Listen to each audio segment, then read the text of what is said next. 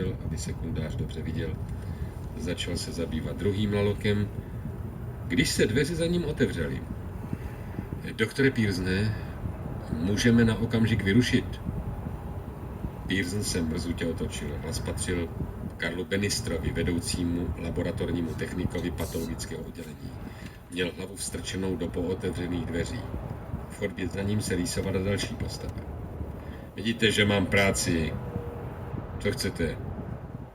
Doktor obvykle s Bannisterem mluvil tónem, který byl směsí zavrčení a vlídnosti. Za dlouhá léta si oba na tento tón zvykli.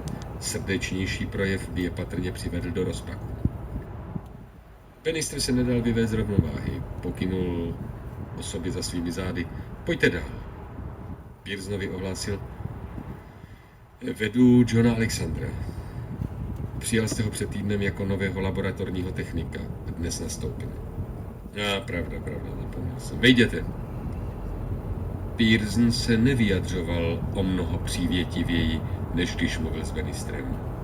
McNeila napadlo, nechce hned první den odstrašit nového zaměstnance. Zvědavě se podíval na příchozí. Může mu být 22 let.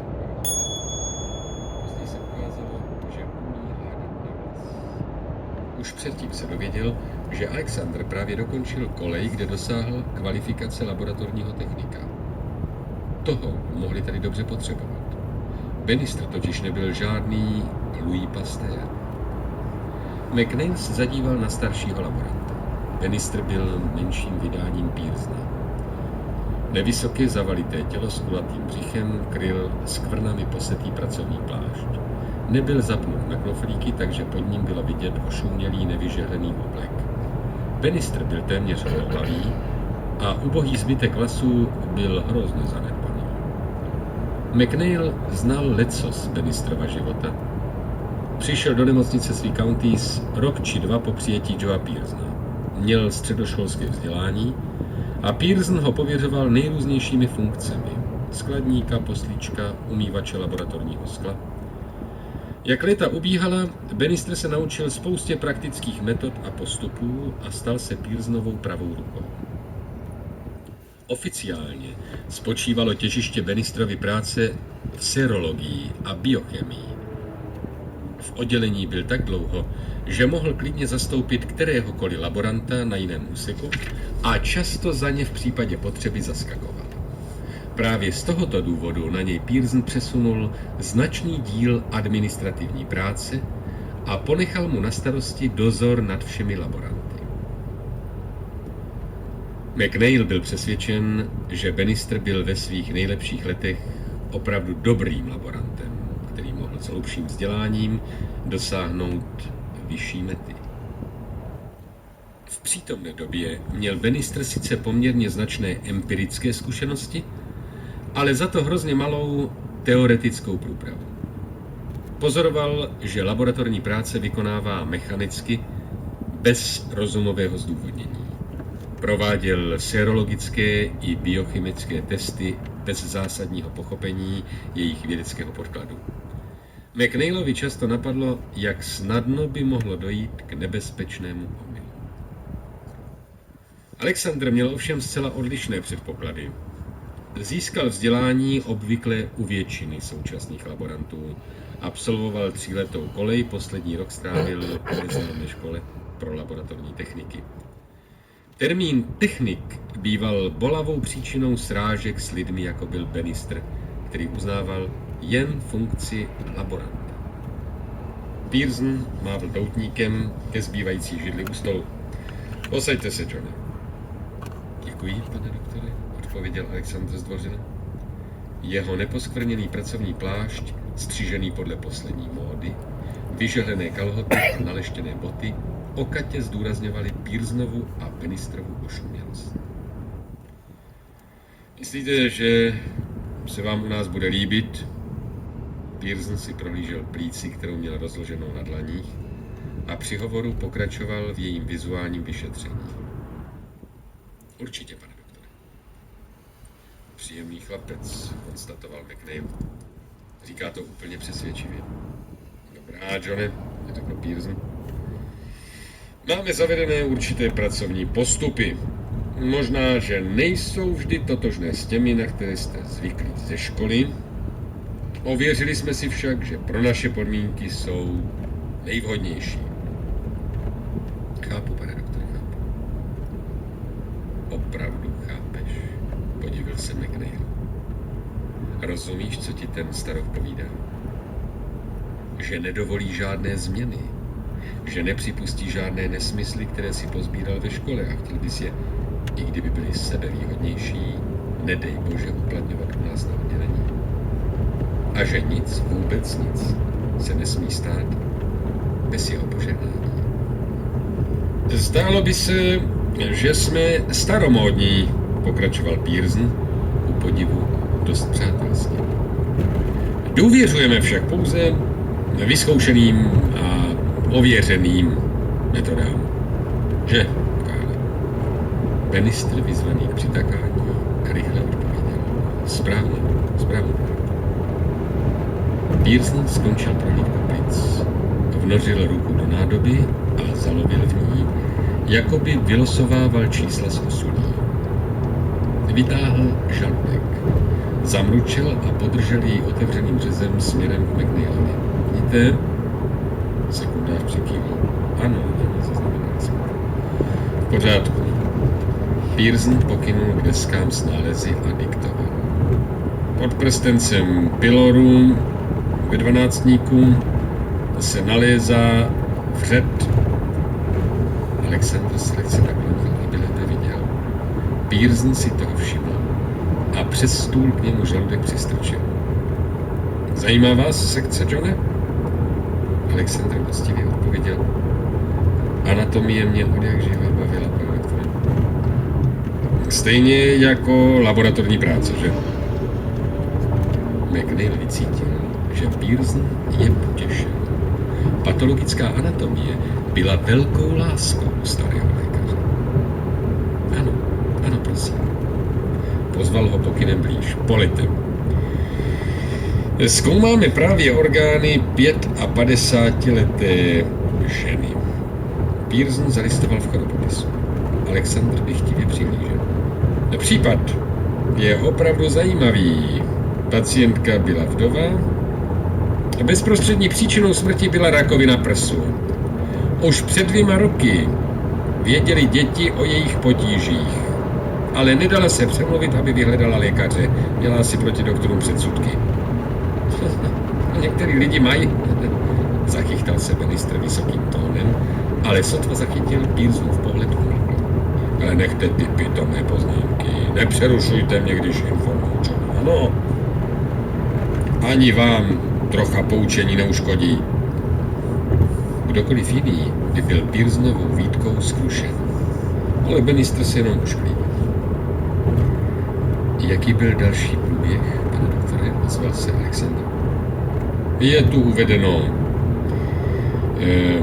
Dcera pozorovala v posledních 2 letech v oblasti marčina levého prsu píštěl. 14 měsíců před přijetím do nemocnice začalo krvácení, jinak byla v pořádku. Pearson vrátil stranu. Žena se pravděpodobně obrátila na nějakého zázračného mastičkáře, který ji léčil pevnou vírou. Chmurně zakašlal. Zřejmě nevěřila dost silně, takže nakonec svolila, aby ji odvezli do nemocnice. Jenomže bylo pozdě. Ten chlapík neposlouchá z pouhé zdvořilosti, ale z opravdového zájmu, řekl si McNeil. Tak, přisvědčil Pearson. Kdyby byla šla k lékaři hned na počátku choroby, mohla se u ní provést radikální mastektomie. To je tedy odnětí prsu. Ano, pane doktore. Kdyby operaci neoddalovala, mohla dodnes žít. Pearson vsunul žaludek do odpadového odchodu. Alexandra zřejmě ještě něco zajímalo. Zeptal se. Neříkal jste, pane doktore, že měla žaludeční vřed? Veď se svizneme. Pochválil ho v duchu McNeil. Jak se zdálo, Pearson reagoval stejně, protože se obrátil k ministrovi. Slyšíte, Karle? Mládenec s otevřenýma ušima. Dejte si pozor, ať vás nestrčí do kapsy. Ministr se sice pousmál, ale McNeil viděl, s jakou kyselostí. Pearsonova výstrava se mohla stát velmi nepříjemnou pravdou. Víte, Johne, Pearson se úplně překonával. Ta žena mohla mít jen občasné potíže, které po nějaké době vždy pominuly. Takže vůbec netušila, jak závažné je její žaludční onemocnění. McNeil si pomyslel, že je na čase, aby také něco řekl. Je neuvěřitelné, kolika neduhy trpí lidé, kromě těch, na které skutečně zemřou. O mnoha nevědí vůbec. U nás se o tom přesvědčíte přímo hmatem. Tak je to. Souhlasně přikývl Pearson. Víte, Johne, pro nás není v lidském těle pozoruhodné to, co je zabíjí, ale co v něm churaví, přestože žije dál. Odmlčel se a v zápětí zmínil před lidovou. Jste ženat? Ano, pane doktor. Vaše žena přijela s vámi? Ještě ne, přijede příští týden. Musím napřed najít vhodný byt. McNeil si vzpomněl, že Alexander patřil k mimoměstským uchazečům o práci v nemocnici Countess. Zdálo se mu, že padla poznámka očíka. Mladý muž krátce zaváhal a ostýchavě dodal: Pane doktore, rád bych vás o něco poprosil. O co? Starý primář rázem se ostrážitěl. Pane doktore, moje žena je v jiném stavu. Přicházíme do nového místa, kde nikoho neznáme. Alexandr se zmlčel. Víte, tohle dítě je pro nás strašně důležité. První jsme ztratili. Měsíc po porodu. Aha. Pearson přestal pracovat a pozorně naslouchal. Prosím vás, pane doktore, mohl byste mi doporučit dobrého porodníka, který by se ujal mé ženy? Nic není snadnějšího, odpověděl Pearson s úlevou. Zřejmě byl zvědav, co bude následovat. Doktor Dornberger je hodný člověk, má ordinaci zde v nemocnici. Mám mu zavolat? No, kdyby vás to příliš neobtěžovalo. Pearson pokynul Bannisterovi. Zkuste, jestli je tady. Bannister zvedl sluchátko telefonu v pozadí místnosti a vytočil klapku. Po chvílce řekl: je u telefonu, a podával přístroj Pearsonovi. Starý patolog měl obě ruce v potřísněných vlhkých rukavicích. Potřásl rozlobeně hlavou. Zas podržte mi to sluchátko. No tak vy je přece podržte. Bannister přiložil sluchátko k Pearsonovu. Jsi to ty, Charlie? Patolog se naklonil a houkl do mluvítka. Mám pro tebe pacientku. Ve své ordinaci o 3 patra výš se doktor Charles Dornberger usmál a oddálil poněkud hřmící sluchátko od svého ucha. Zeptal se: nechápu, co může porodník udělat pro tvé pacientky. Pearsonovo zavolání mu přišlo vhod.